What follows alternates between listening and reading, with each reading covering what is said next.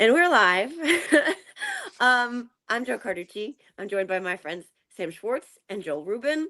While you were sleeping, the five-time draft dodger who mocked a POW, disparaged a Gold Star family picked to fight with a military widow, and desecrated Arlington National Cemetery, launched an illegal war against Iran. And we are here to talk about it because of fucking course we are. Hi, Joel. Hi, Sam. What's up? Another Hey, very slow Joe. news day. Yeah, we got to stop meeting like this on Iran. Yeah, I I gotta w- say, when I woke up this morning, not what I was anticipating. Not what I was anticipating at all. I don't know. no, I Joel, what got about you? I got some calls at 2:30 in the morning from TV bookers, and I was like, oh shit. I was counting on this starting maybe next week. I Right. had too much alcohol so in my system, so I could not do TV at 2 in the morning, thankfully. But Yeah. yeah, that was a stunner last I night. would have Did not see actually it coming. paid to see you tipsy downloading what we just did. Doing Um, my Rudy Giuliani. Sorry. yeah, right. Yeah. Seriously, yeah.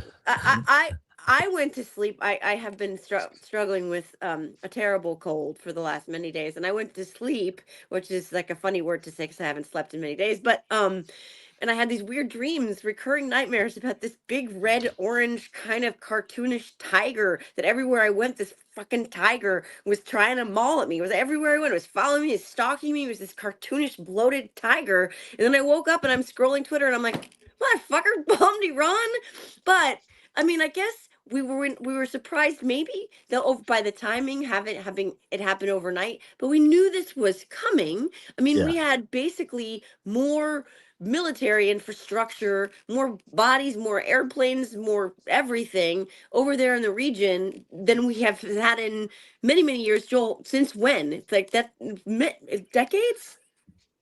Since 2003. And Joe, I was actually serving at the State Department then when we moved our military hardware into theater to invade Iraq, and was in the Bureau for Political Military Affairs at the time. And so watching this armada, this massive quantity of ships and planes and military infrastructure and personnel moved over there did bring back memories. And it made me feel, to your point, like, yeah, this is going to happen because we don't just leave 30,000 troops and aircraft carriers, strike groups, and hundreds of airplanes and refueling tankers by the dozen. We just leave them sitting there with nothing to do. Yeah, so Joel, I'm sure you have a very, very busy news day ahead of you. You Yeah. were telling us you're going to be on MS Now and CNN, and I'm sure a bunch of Yeah. other stations are going to call you. And this story is not going to go away in just 24 hours. So, the thing that's been on my mind is Trump came into power in January of 2025, and he rode that anti-war, no more wars kind of sentiment. And all the young men that I know, or a lot of them, were like, "Yeah, I'm so sick of the wars. I'm going to vote Trump in," or at least they thought that he was going to, be done with the wars. He tweets out continuously stuff like this. The official White House account: 8 wars ended by President Trump. Mehdi Hassan saying this aged well this morning. And yeah, it has aged well because this entire presidency has been starting more conflicts, like in Venezuela, and he, attacked Iran last summer. And now he's doing it again. I'm forgetting. Doesn't Congress need to approve a war in Iran? Are we kind of just are we done with Congress at this point? Oh man. Well, wait, Joe, you had your hand up No, because go I ahead. want I to. want to hear the Yeah. answer to this question first. So, Yeah. so I have like two things I want to get at. First of all, I really appreciate what you said about the con job in the election last year, because those voters were clearly not paying attention. Like, Yeah. Donald Trump literally has been talking about military action against Iran for over a decade.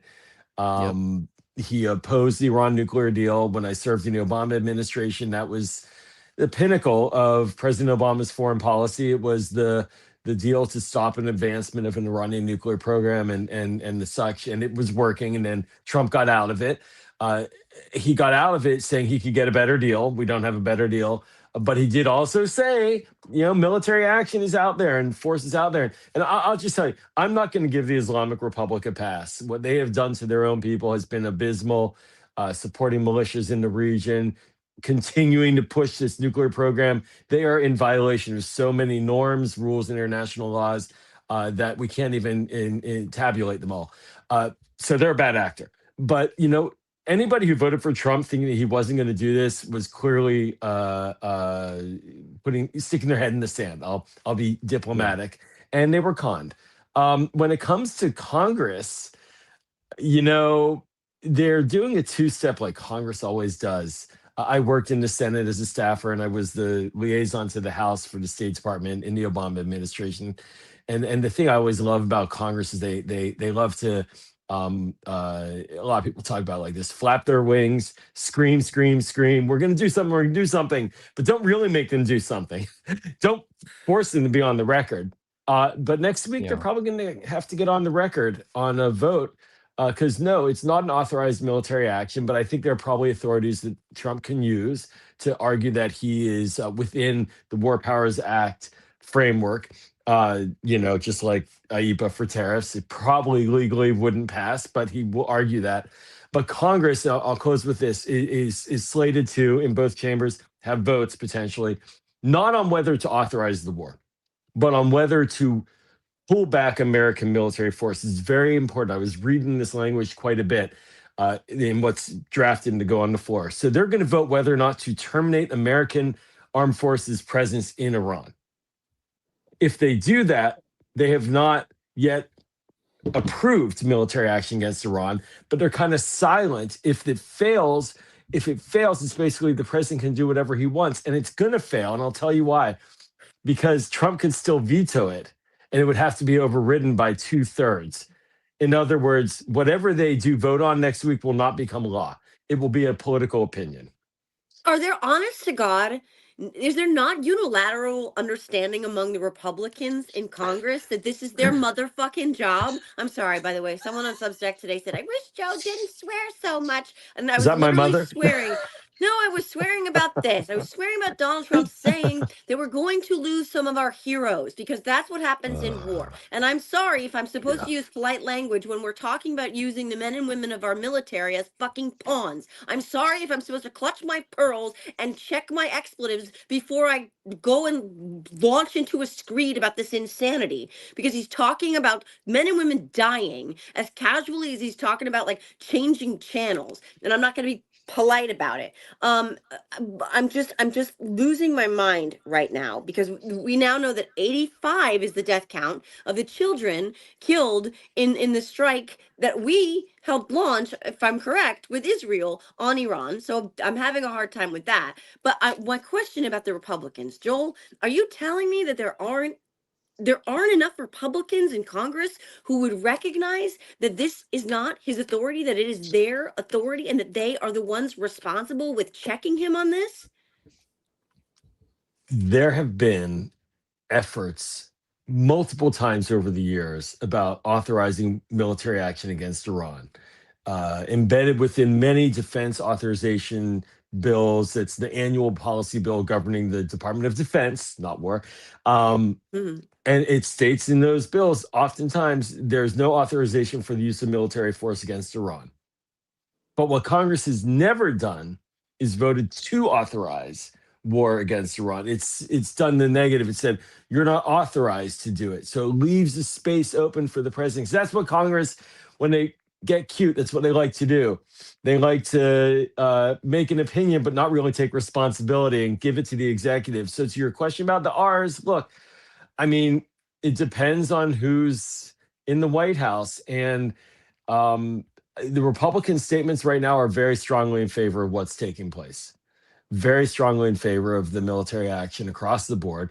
And I'll argue that they were wanting that back in 2014, 2015, when Obama was negotiating the nuclear deal.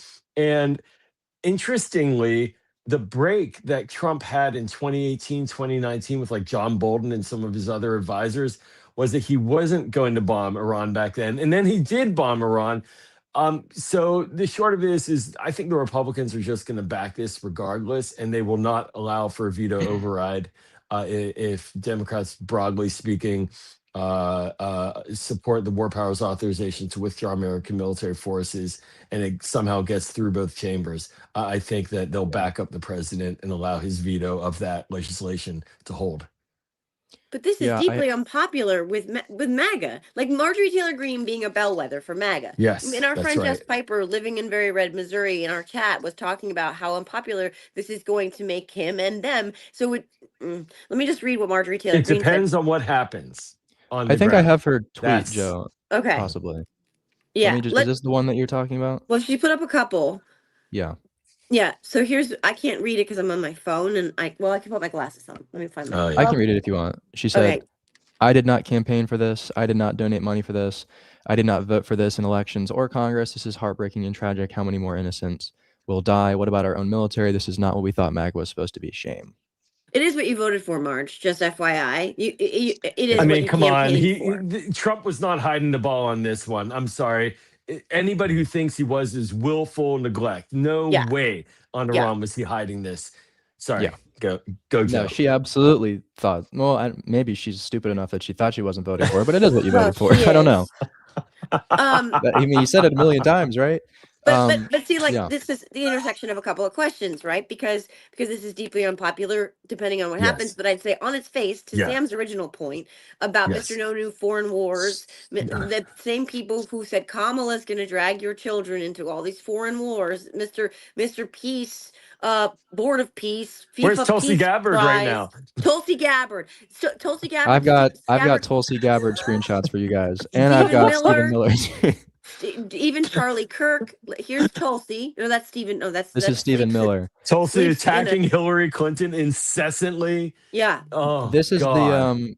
the Stephen Miller tweet from October 21st, 2024, right before the election, and he said Kamala will send your sons to war.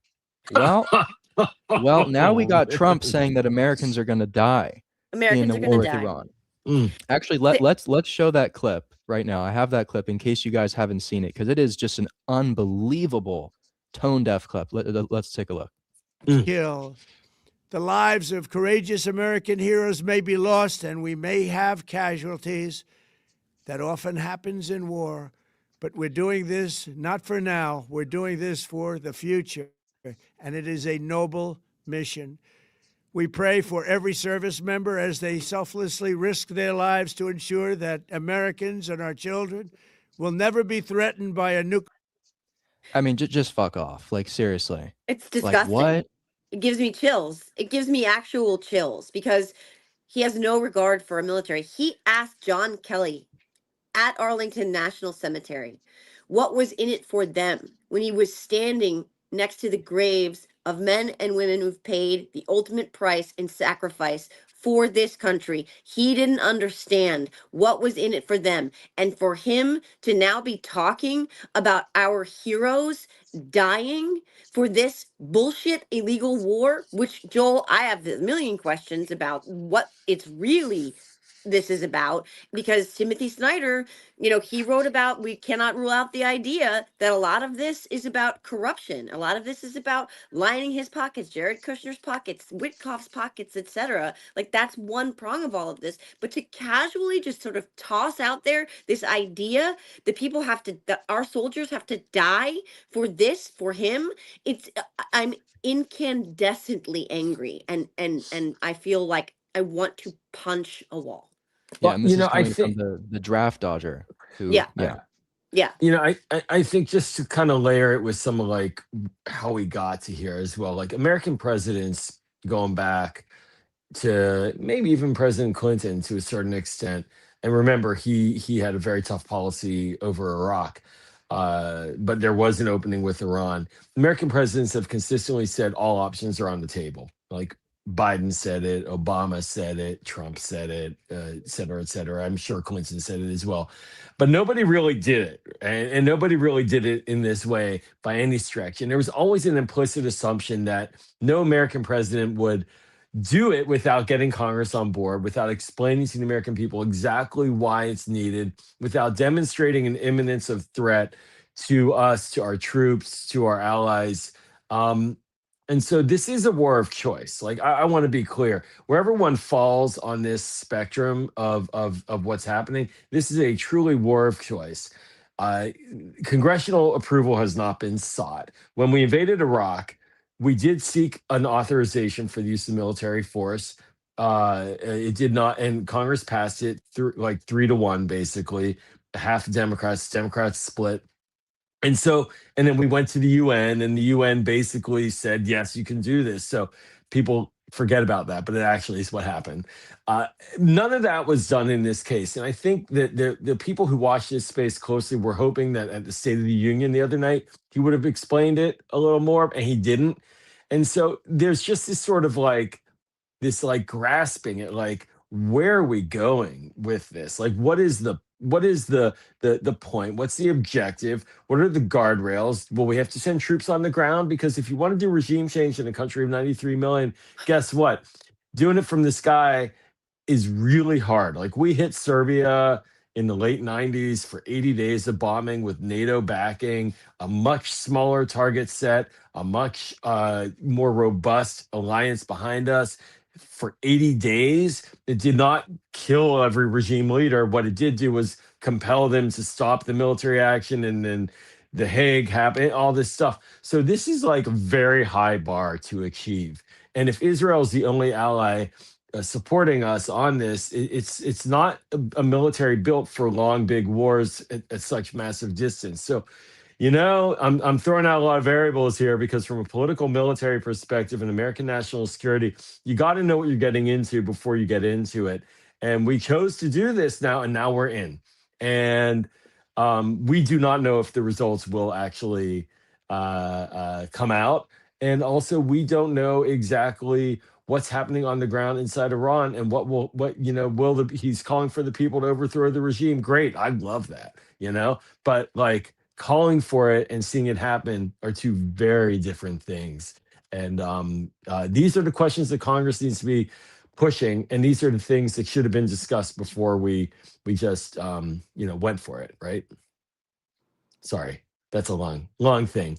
I'm very measured in the way Oh, I'm I'm trying to muted. talk about this. I'm trying because I am upset about American military service members being put in harm's way and risk without clarity of mission.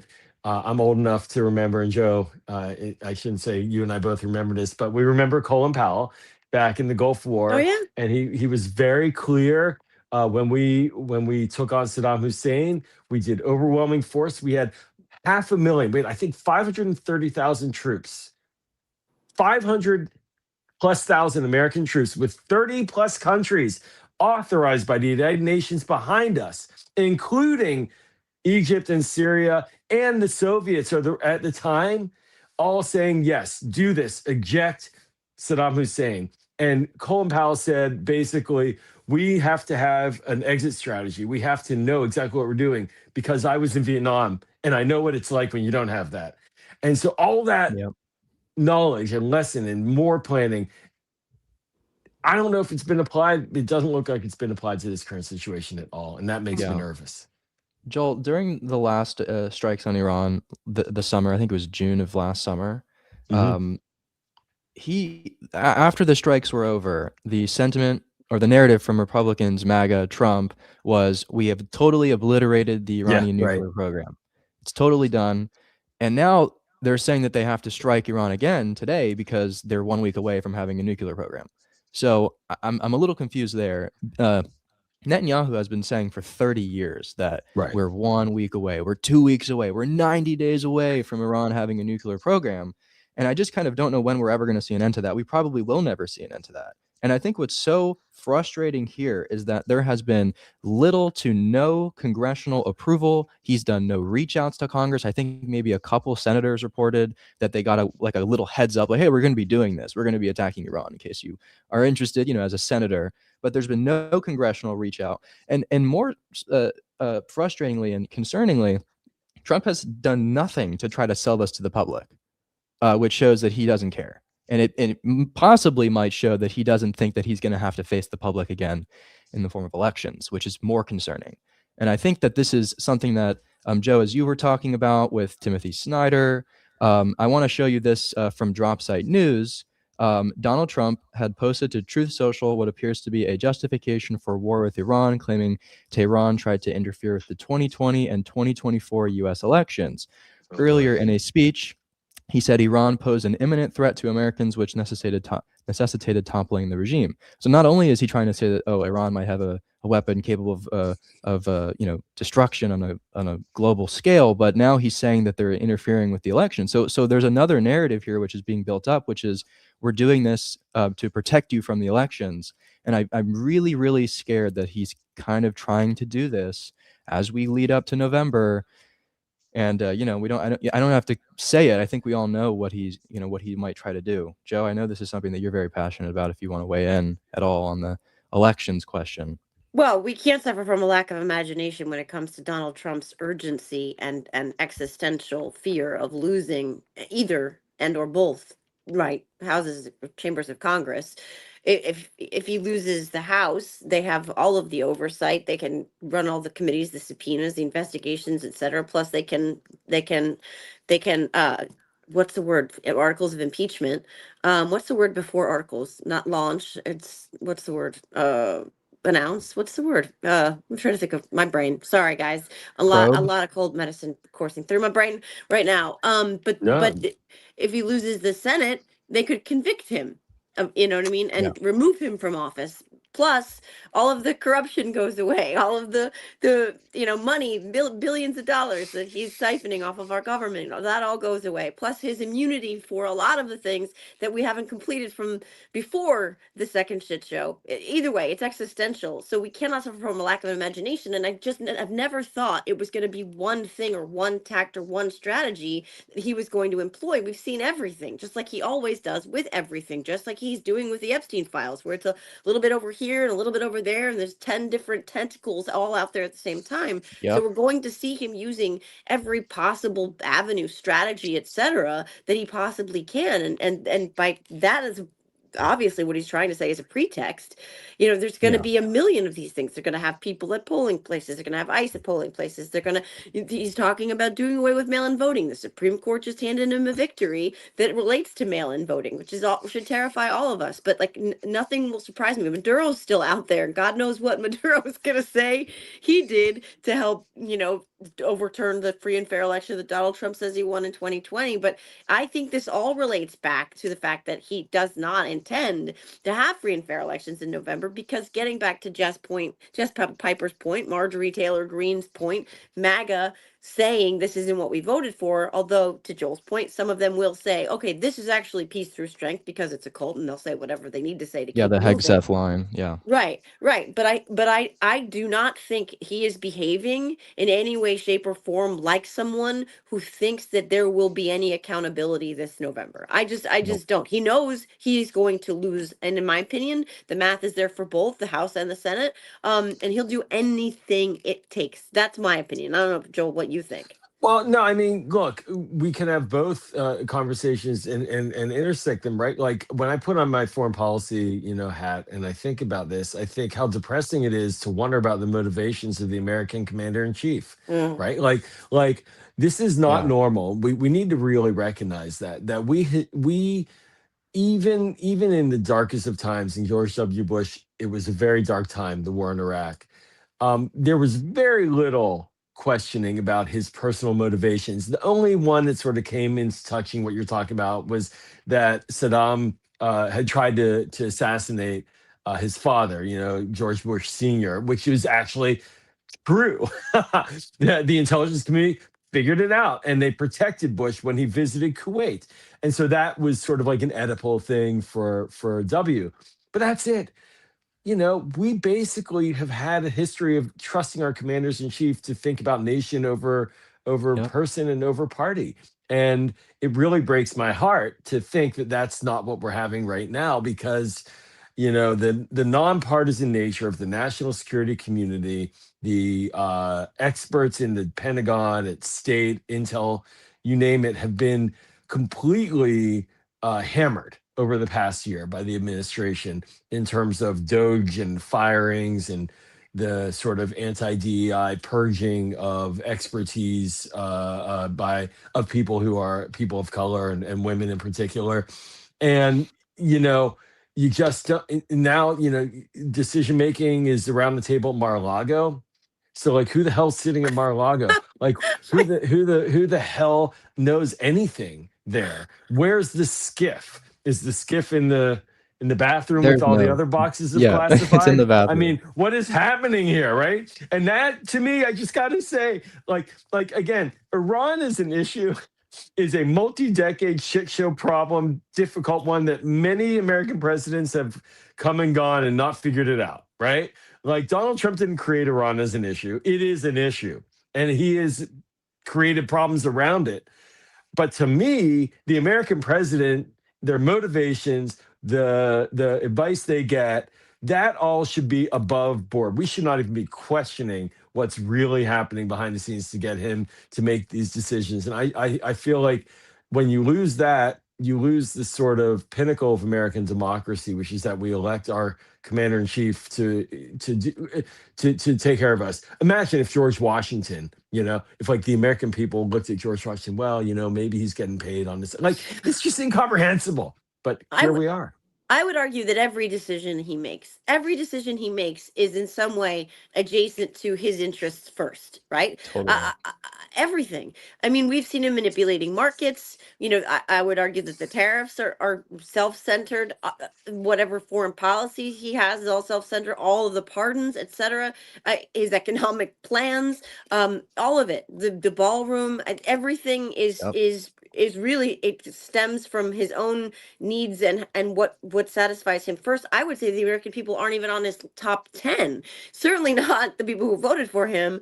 But what I want to know about, by the way, just to your point really quickly about Mar-a-Lago, so secure, such a secure fortress that it is. If there's some weird intersection, by the way, about all of these girls being trafficked out of this place where we're now launching a fucking illegal attack where we've just killed all of these teenage girls, there's just something about the intersection of all this. But Like it's like like two assassination guy. One guy got shot dead at Mar-a-Lago like a week or just two a week ago. ago, but it's a fortress. It's an absolute fortress. And the last time we saw them, I forget Good what it was, God. the Venezuelan attack. We saw a bunch of waiters like peeking through the curtains, like the curtains that like literally you would hang in like a your bedroom.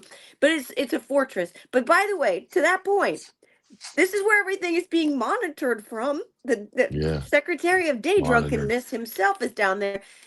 Donald Trump is hosting public events at Mar-a-Lago today. He has participating in a MAGA Inc. meeting tonight, and then there is a dinner from MAGA Inc. at Mar-a-Lago tonight. While we are waging an illegal war against Iran that has real life and real world consequences, they're having people coming in and out of the Gilded Golf Motel. I'm just like, it's astounding to me that we've fallen or jumped the shark this much, that it's beyond parody. I mean, like the idiocracy and Veep baby that no one ever asked for. But what I want to ask you Yeah, about, because man. this is very interesting to me. Wow. Weren't we negotiating with Iran actively right now before this? And was it Jared fucking Kushner that was over there attempting to negotiate some sort of agreement with Iran? Yes. um this will definitely be one for the sort of like the historians, as they say, but it's fascinating. There's been several meetings of negotiations. Kushner and Witkoff, the frickin' frack, the negotiators, uh met with the Iranians through Oman, the Omani delegation in Geneva. I think they were scheduled to go to Vienna next week, was the idea. The negotiation, though, on a technical level, was pretty straightforward. Iran, give up what you got, or we're going to bomb you. And Iran saying, well, we'll give up some of what we got. We want the Obama deal, and let's meet next week. And there's like ships passing in the night, two completely, I described this on one interview, like two fundamentally different worldviews clashing, and there was just no bridging them. And in many ways, we got to the point where that came together. And I did a hit on right wing TV the other night, and they asked me about like the Obama deal and see wasn't the Obama deal bad, and it gave them money. I said no, it was like the best of a bad situation. Like we want this, they want that, and we're never going to agree. But what we really settled on was that they can't get a nuclear weapon.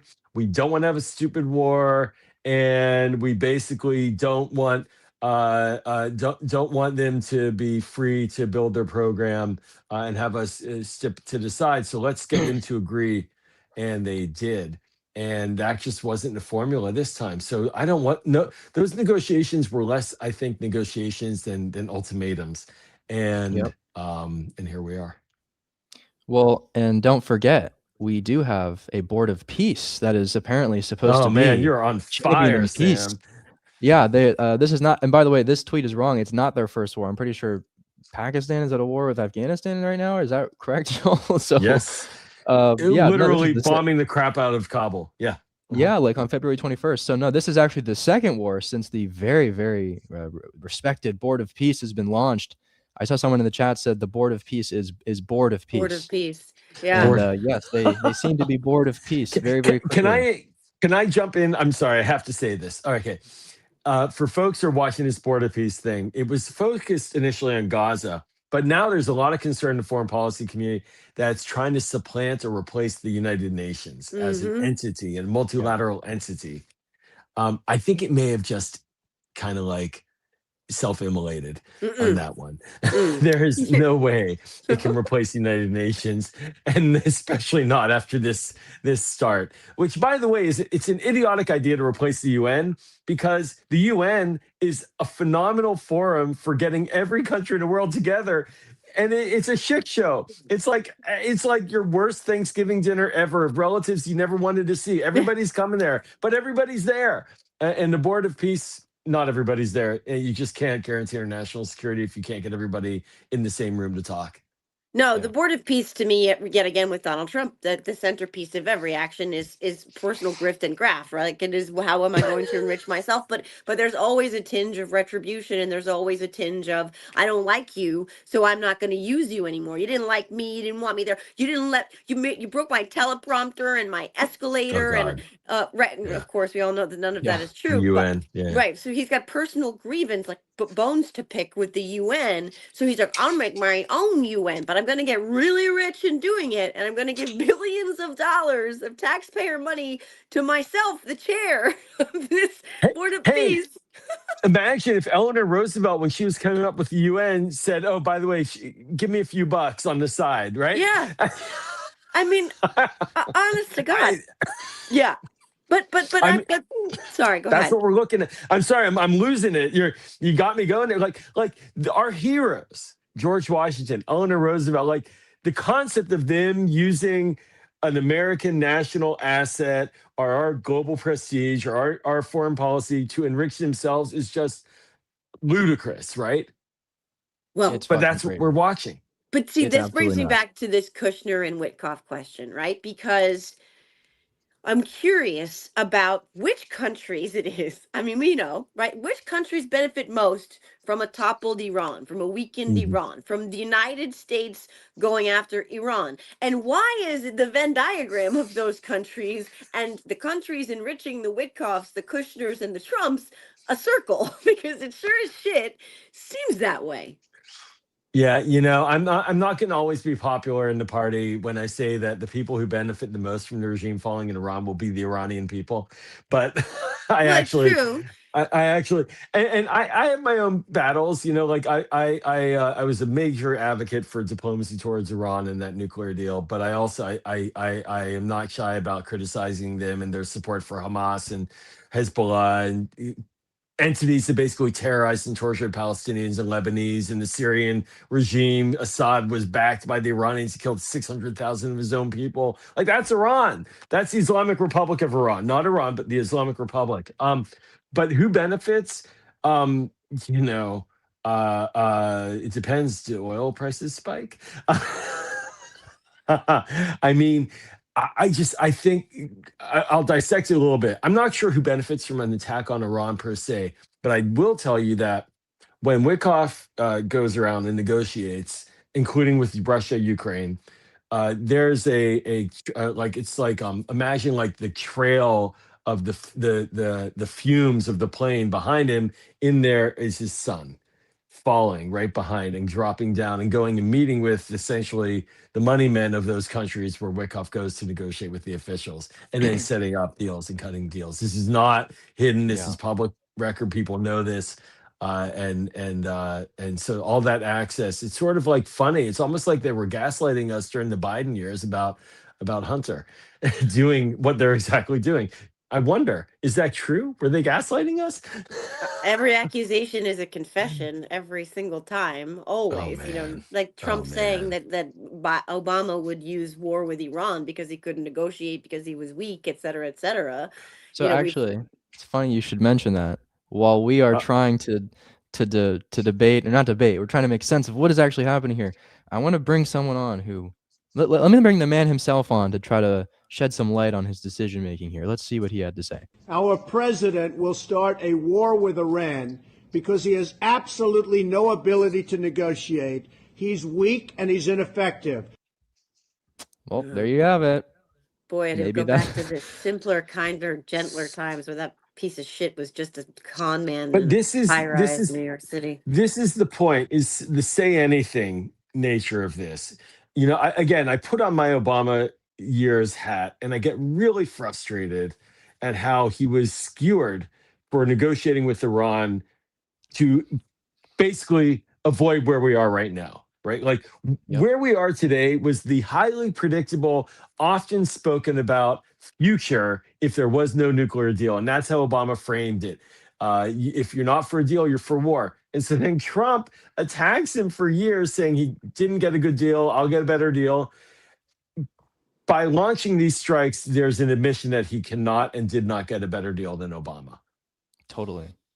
And he Um, also tweeted this in 2012. Now that Obama's poll numbers are in tailspin, Oh boy. watch for him to launch a strike on Iran. He's desperate.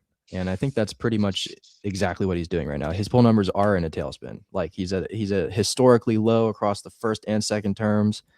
And I think he might, he needs a little bit of a distraction, whether it's from Epstein or from anything else that's happening across the country right now. I think that all of it is like a Russian nesting doll of distraction and cover up and Yeah. corruption, right? Like I think that it's a little bit of everything, right? A little bit from column A, B, C, D. I think that this is probably in large measure to distract from the Epstein files that aren't going away, but also he thinks he can outrun them because let's be honest, so far he and Lutnick, etc., they are outrunning them. Unlike Yeah. what's happening around the rest of the world, his popularity, etc. We've already talked about that because I don't think, and we don't think that he's planning on having free and fair midterms and beyond. So he doesn't seem to care that much. But the corruption area part of this is also something to consider. I mean, there's a none of it is good. None of it is coming from pure intentions of doing good for the American people. None of this is good for our national security. I don't believe. I don't think that there's an argument that was made that this is good for our national security. I worry about 10 9/11s coming out of these kinds of reckless choices and behaviors. By the way, Kamala Harris warned us about all of this, as did Hillary Clinton. But before we get to Kamala Harris being prescient in what she said, because they all knew what he was going to do, Joni Ernst has now gone on CNN or Fox News or something like that. I don't know what, can't tell, Newsmax. And she said, this is not an illegal action. Joel, I want to get back to that because I think this is so important. You said She said Republicans it's so not far, a legal not action. an Okay. illegal action. Sorry, I have Not. stuffy nose. She said it is not an illegal action. And I have a feeling, like to your point earlier, that this is going to be their kind of response writ large. And Yeah. I'm trying to understand what you were saying Yeah. before what Yeah. kind of gray area there might be, because with Yeah. Venezuela, it was a phone call from Marco Rubio saying this wasn't actually a war. This was an isolated strike, a law enforcement, whatever. So they were like, oh yeah, because Mike Lee originally was like, oh no, you've overstepped. This is a Congress's job. And then Marco Rubio came to clean up with a bounty paper towel. Now they're already coming out instantly and saying this is not illegal. And I want to get back to explaining why they're saying that already. So they're saying it because there's a bit of truth to it, right? Like, first of all, Congress has the responsibility to officially declare war, but the overwhelming majority, I'm sure someone out there has the stats, but of military activities by the United States abroad have not been authorized as war by Congress over the last multiple decades. Usually, what Congress does, to your question, is it provides what they call is an authorization for the use of military force, an AUMF. We had that in 2001 and 2002, governing the war against the Taliban and Al Qaeda in '01, and then the action in Iraq in Operation Iraqi Freedom in the Iraq War in '02. And those are authorizations to use American assets. They're not war declarations, but they're kind of like it in practical terms. Um, the War Powers Act also, and this is where the gray space is for Senator Ernst, is that the president can conduct military operations for like a 60-day period without authorization, and then has to come to Congress to seek authorization. So we're in that window right now. And what the Democrats on the Hill are pushing, and the House is going to push with Massey, is to get a vote next week under War Powers Act, because it can be expedited to the floor. It doesn't have to wait to go through committee and all. It comes fast track, which would terminate all American armed forces in the region. I'm actually such a dork. I apologize. I printed it out just in case so I can show people. Here's the Senate resolution, that number 104. And it basically states very clearly that it would be for in section 2, if passed, the removal of United States armed forces from hostilities within or against Iran. So let's say it passes both Right. chambers. Yeah, he'll It's veto. to remove our forces. It's not to authorize military action. It's saying get out, but then he could go back in if he wants to. It's a very gray area. It has to. And also my point overall is that even if it passes, he'll veto it, and then it would need 2/3 to override his veto. So we'll still be in this nowhere land, which basically gives him freedom of action. And by the way, Lindsey Graham has now said that Americans will be giving their lives to a noble cause. This is what we're saying. And the dinner tonight at Mar-a-Lago is $1 million per plate. That's what that's costing. It's one Wow. of those situations where you Should you go to look the Gold around. Star families. Yeah, Sorry. you look right. But we don't have. But he went to the Supreme Court to make sure that starving kids couldn't eat. Makes sense. But it's one of those. This is one of those moments where you look around and we've all been asking these questions, and I champion this all the time for people not to feel disheartened or disillusioned or like there's no option and there's nobody coming to save us. But this is one of those moments when you lay that out there, like Congress basically has gelded themselves, but they've also they don't really have the call is coming from within the House. Like literally, they don't really have the mechanisms to do anything about this. So when Chris Murphy says we need to reconvene Congress in an emergency session, there's not really anything they can do to stop this. They can put this legislation on the floor. They can fast track it. It can go through both the House and Senate, and he's going to veto it. So it's not really going to matter. So like, my question is, what would you say to people right now feeling like, well, what the fuck? We don't have any options. There is no recourse. There's nothing we can do to rein in this president, this insane madman, when it comes to using our military and talking about their lives being expendable. Well, first and foremost, the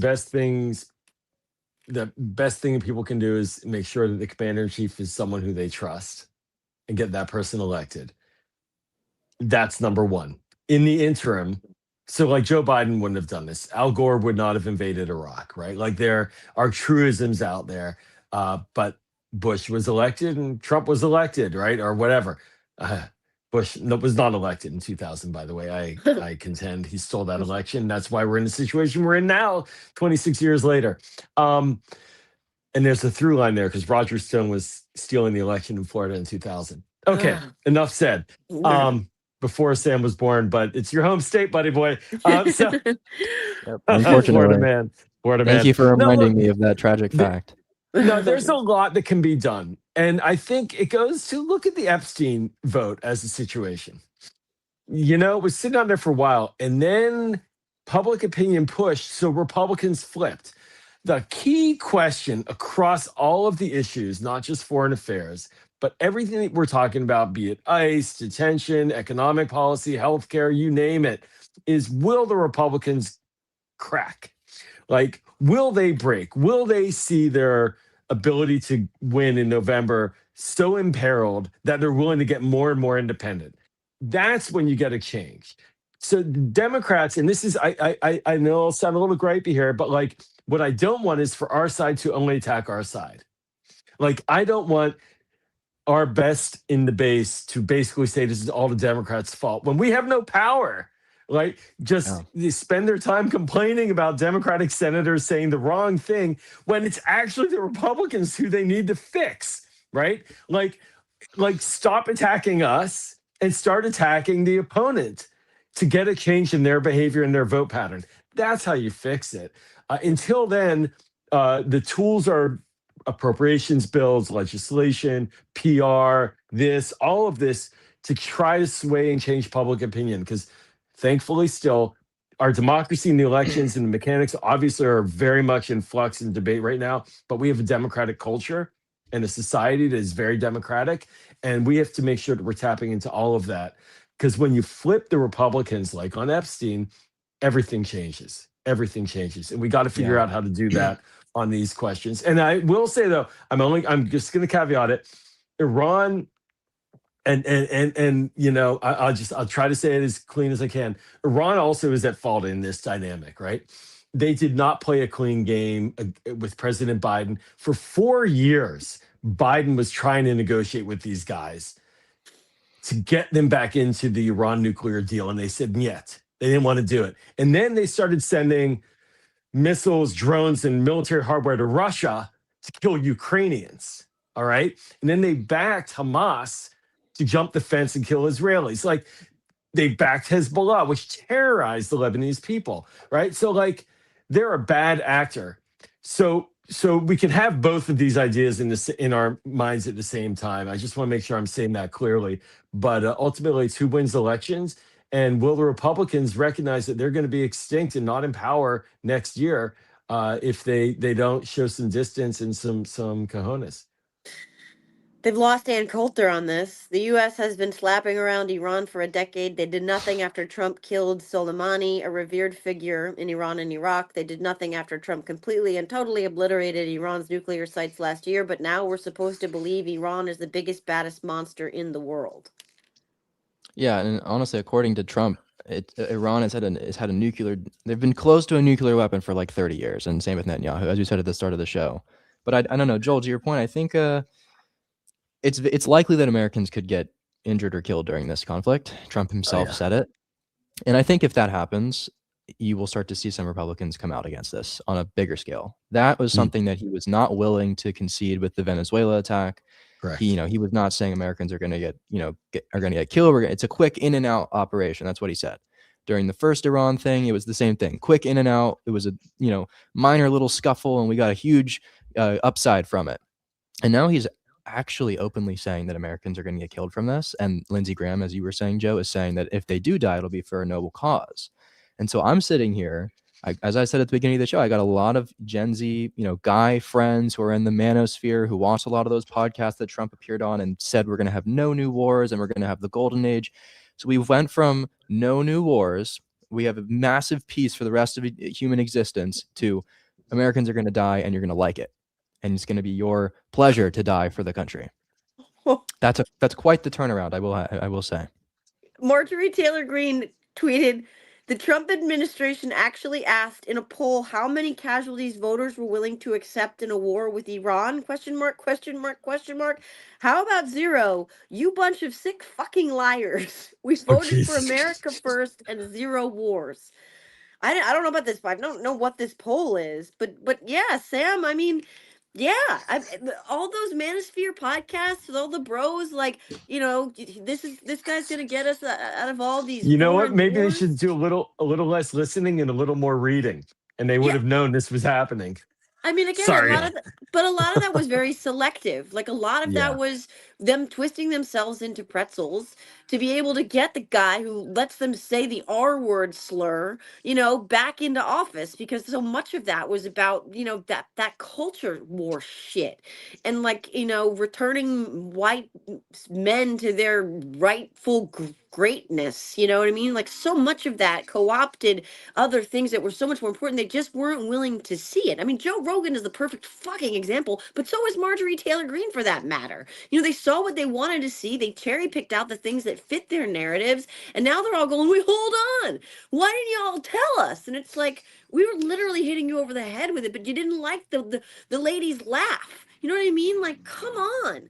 It's just one of these things where you just like I want to slap them around a little bit, but like, Yeah, it was the most frustrating thing, Joe, when you remember Yeah. the image of Kamala Harris sitting on the floor with her niece, I think, and she had a glass of wine, and yeah, they were like, "Oh my God, Kamala Harris is drinking wine in front of children." It's like, yeah, that's like the most normal thing ever on earth to do. Like when you're playing with like it's like a family gathering, and yeah, you're gonna drink wine. So they had a huge problem with the laugh and the wine, but like Trump was all over the Epstein files, and he was calling himself his best friend with Jeffrey Epstein. And he was saying every day that we're going to, enact the largest mass deportation operation in US history. And they were completely fine with it.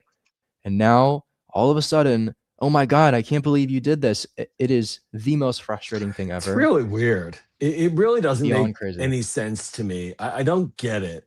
The Marjorie Taylor Greene thing, I got to tell you, her Jewish space lasers and obsession with like Israel and all this stuff. I'm like, her J6, her attacks on David Hogg when he was like a high school kid, tracking him down on Capitol Hill. Like, like is she now real? Like, I don't understand it. I don't get it. I don't like it, quite frankly. I have no problem with people shifting policy positions and views, but she's like a 180. She basically was Donald Trump's person. yeah. She was Donald Trump's person. Yeah, she was his And prime attack dog for sure. and what she did to Biden during the State of the Union and wearing all her get up on the floor and screaming at him, it's just like I have a hard time with that because I felt like it was so dishonest then. And what you're pointing out now is like, if this is real, were they lying all the time? We knew they were wrong. Were they lying to all their voters all the time? Like, do they have such little regard for the American people that they think they're so gullible that they'll believe anything and they found their mark? I mean, Yeah. it's just a really dark commentary on how our politicians act and behave. Yep. Sorry to go I on feel that like tangent, but I'm really bothered by the green thing. no, I yeah. really am. I feel like this is the big question. I know we said we were going to end it too, so if you have to jump, just let us know. But this is like the big question: like, are they true believers or are they just doing it for the grift? Like that's the whole thing that I'm always trying to figure out. And for Marjorie Taylor Greene, I honest to God think that she was a true believer, and the Epstein files may or may not have been a breaking point for her. And Trump said that she can't run for Senate in Georgia, and she got a whole bunch. So it's almost impossible to tell, but a lot of times I'm wondering and asking myself, is Trump himself a true believer or is he doing it for the grift? And you have to No. kind of ask yourself, like, I wonder how much Trump does know here, because he says all the time, my poll numbers are incredible, the economy is incredible. I wonder if he actually might believe it. The people Well, I think around he him does believe it. Yeah. are sycophants, acolytes who are not going to tell him anything that is outside of the bubble, the MAGA bubble. He owns his own, social media company called Truth Social, and he literally lives on that app. Like there's so many pictures of him that the press takes where he's on Truth Social, just scrolling during meetings, scrolling while he's in the car. And I'm wondering if he really does believe that he is the best president in US history and the economy really is incredible I'm sure there's, anecdotes that can prove He's the otherwise. boy But in the bubble. yeah, well, but he he's acting doesn't. he really is acting like somebody who is just in a different, complete reality. Well, he's a delusional, Yeah. sociopathic, malignant narcissist, right? Like, I mean, this is look. Let's just deal with the facts here. This is a guy who paints himself nuclear orange. Like, he looks like an Oompa Loompa on a walk of shame. He looks like he fell asleep in a bowl of spaghetti. He looks like your Tupperware container after you've been storing sauce in it, right? Like, he Oh walks boy. around Oof. like literally look. I'm convinced at this point that he is modeling his look after the Oompa Loompas. The guy's got more spackle on his hand than a Kardashian has, on her nose contour. Okay, like this is a person Yeah. who looks in the mirror and believes he looks young, he looks strong, he looks, like healthy and vivacious. When what we're looking at is that, right? So I think that he is so deluded in his own mind and in his own narcissism that he will believe whatever he Yeah. needs to believe, right? Like, he's not seeing, like, some people have body dysmorphic disorder where they get really skinny and they see themselves as fat. He has the opposite, right? Like, he sees himself as a winner when he's losing, but he is surrounded by sycophants who fillet him on a daily basis, and he isn't curious. He doesn't read daily briefings. He doesn't probably know any of the actual metrics or facts. But again, I think it goes back to the original sin with Donald Trump, which is everything starts and ends with Donald Trump. He's never cared for some reason, and we can pontificate on why, and I think it all really does come back down to racism and xenophobia and fear and hatred of others and they, them, those people. But he's convinced a lot of them, despite the evidence of their own eyes and ears, despite 4 years of being arguably the worst president we've ever had and golfing while thousands of us were dying a day, leaving our country with fewer jobs we had than when he came in office, which he's, by the way, doing yet again. He's the third worst president on jobs that we've ever had, and he was the second worst president on jobs. So a lot of people have chosen to see so what they want in him, but he's also very like specifically choosing what he wants to see in his own lived reality. But the fact is, the truth is, the inescapable truth is that in 1 year, we are sicker, we are poorer, we have fewer jobs, we are far less safe in our own country than we have arguably been in my lifetime, right? We are less safe, we are sicker and poorer than we were in his first term. Barring the pandemic, he bungled. Like, this is the thing. And what happens, Joel, to get to your point, I think about, this larger point about this, we're a democratic society, is that you you can only go so far in making people believe a reality that you sell them when what they're feeling and what they're living doesn't jive with that. And I think that's one of the points that we have reached as a Bingo. country now, where you saw that in the voting in all of these elections in New Jersey and Virginia and Georgia and Oklahoma and Louisiana and Texas, et cetera, et cetera. The American people are seeing what they're seeing with their eyes and ears, but it's what they're feeling. They are feeling the economy. They're feeling that extra $1,000 to $1,700 Absolutely. a household burden on their finances. They're feeling Yeah. like he's not focused on the American people because he's got all of his interests everywhere else in the world. And they are feeling like he is targeting their abuelas and the guy who makes their pizzas and their school teachers and their bus drivers and That's right. their moms, their soccer moms and their nurses. And I think all of that, I think, like, whether he's delusional or not, which he clearly is, but I think he comes from that, like, power of positive thinking thing where he will piss down your back and tell you it's raining and legitimately believe that you'll believe that too. But I believe that, to kind of tie it all together, that this, on top of everything else, God willing, we have free and fair elections in November, and that is going to come down to us not suffering from a lack of imagination. That the American people are going to reject all of this, and I think a lot of Republicans, the ones who've left Congress, get one message, but like John Thune, etc., some of those guys, some of those women are looking at the writing on the wall and saying, no, we can't sign up for this. And I guess that's what gives me a little bit of hope. But as to whether or not Donald Trump believes that he's the greatest president in the history of the world, probably on some delusional level, that's what he tells himself to fall asleep at night. But he also Yeah. knows that he's a complete and total failure. Yep. And I think he just told someone recently that Jack Smith had him dead to rights. I saw an article about that. So I don't know. Maybe maybe he's like a half delusional, I have no idea. His mental state is not something that we can accurately describe on one live stream. But yeah, Well, Joel, if you have any closing yeah, thoughts. no, just and then yeah, this has been really thorough and thoughtful and great. And I think, again, from a national security perspective and foreign policy folks watching this, is we are in a new territory where our military is bouncing around the world, um, without UN authorization or congressional authorization. So by the letter of the law, it's okay. But it's a new way of doing things, right? We shouldn't get caught up in all the legal right or not right thing, which I understand there's value in that. But we should be looking at the substance too. And substantively, the American military is being used differently than it's ever been used before. Uh, the president requested $500 million more for DoD next year, 1.5 trillion. And that is what we're looking at right now. That is the context we have to pay attention to, as well. And so on Iran, this is just one more of many different, sort of like, I don't want to call it barrier breaking, but like norm breaking, whatnot, but certainly revolutionary. I would call it revolutionary behavior in our foreign policy. This is something we have not seen since the 19th century. Yeah.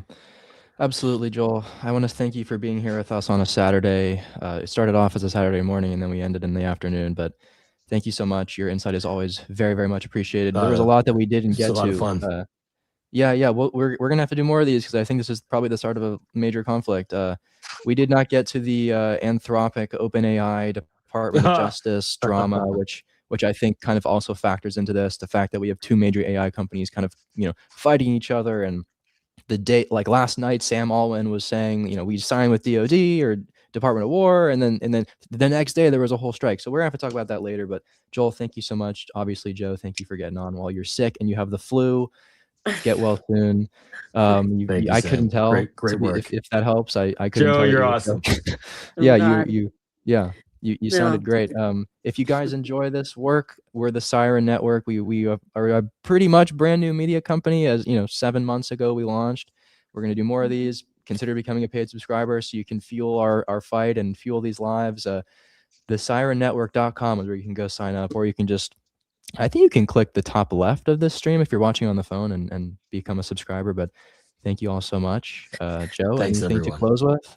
No, thank you, Sam. Thank you, Joel. I just I'm just worried about our troops. Like, at the end of That's the right. day, like Thank you for saying that. Yep. they've co-opted this idea that they Yeah. stand with our troops, and it's been one of these issues that's been near and dear to my heart since the first season of this shit show, because I grew up around the military. I basically grew up on a military base. My father worked for DOD, was Army Reserve. Most of my siblings, if not actually all of my siblings, have served. I have many family members who have served. I hold them in the highest regard. It's one of the original sins of Donald Trump that will never ever leave me. And so the casual nature with which I fear he sees our troops as disposable. Yeah.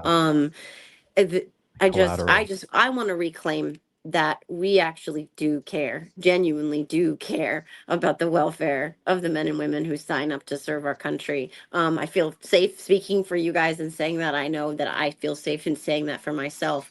And my prayers, my thoughts and prayers, not to be cute, but they do go out to all of the members and their families, because none of our children are expendable. And so I wish that we had a commander in chief who actually really cared about the gravity of those kinds of decisions and the implications and ramifications on human lives. That's all I want to say.